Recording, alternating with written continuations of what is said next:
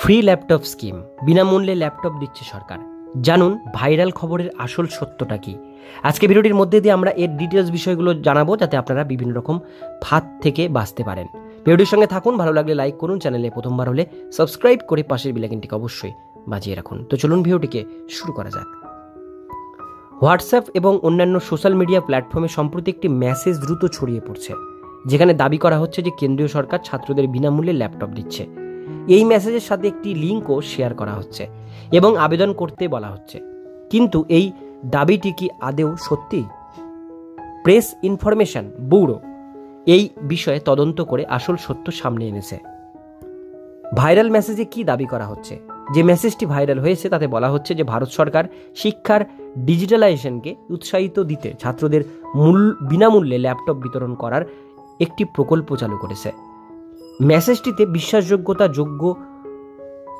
যোগ করার জন্য প্রধানমন্ত্রী নরেন্দ্র মোদীর ছবি ব্যবহার করা হয়েছে এবং একটি লিঙ্ক দিয়ে বলা হয়েছে যে এখানে ক্লিক করে ছাত্রছাত্রীরা নিজেদের যোগ্যতা যাচাই করে বিনামূল্যে ল্যাপটপের জন্য আবেদন করতে পারে।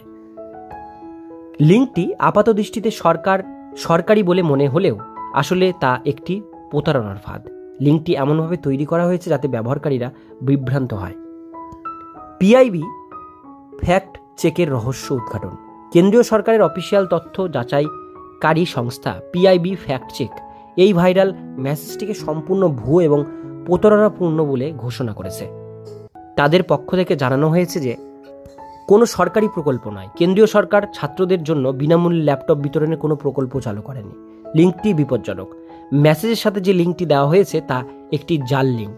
এই ধরনের লিঙ্কে ক্লিক করলে আপনার ব্যক্তিগত তথ্য চুরি হতে পারে এবং আপনি আর্থিক প্রতারণার শিকার হতে পারেন।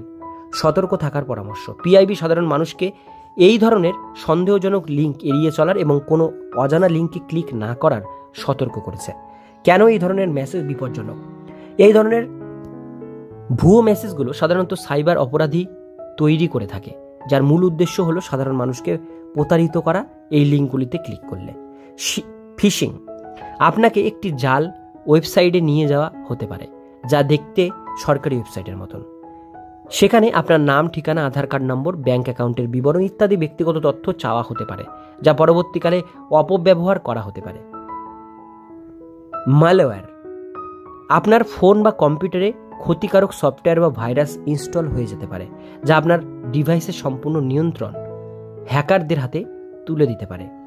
আর্থিক ক্ষতি, আপনার ব্যাংকিং তথ্য চুরি করে অ্যাকাউন্ট থেকে টাকা তুলে নেওয়া হতে পারে।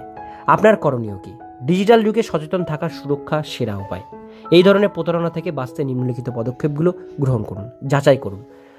কোনো সরকারি প্রকল্পের খবর পেলে সেটি সর্বদা সরকারি ওয়েবসাইটে বা নির্ভরযোগ্য সংবাদ মাধ্যম থেকে যাচাই করে নিন। শেয়ার করবেন না। যাচাই না করে কোনো মেসেজ অন্যদের ফরওয়ার্ড করবেন না। এর ফলে আপনার অপরিচিতরাও প্রতারণার শিকার হতে পারে। সন্দেহজনক লিঙ্ক এড়িয়ে চলুন। মেসেজ আসা কোনো অজানা বা সন্দেহজনক লিঙ্ক ক্লিক করবেন না, বিশেষ করে যেখানে লোভনীয় অফার দেওয়া হয়। সেখানে আরও বিশেষ সতর্ক থাকুন। রিপোর্ট করুন।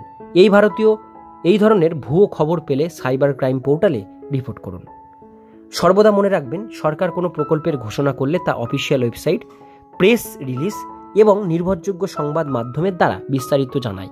হোয়াটসঅ্যাপে পাওয়া খবরের উপর ভিত্তি করে নিজেদের ব্যক্তিগত তথ্য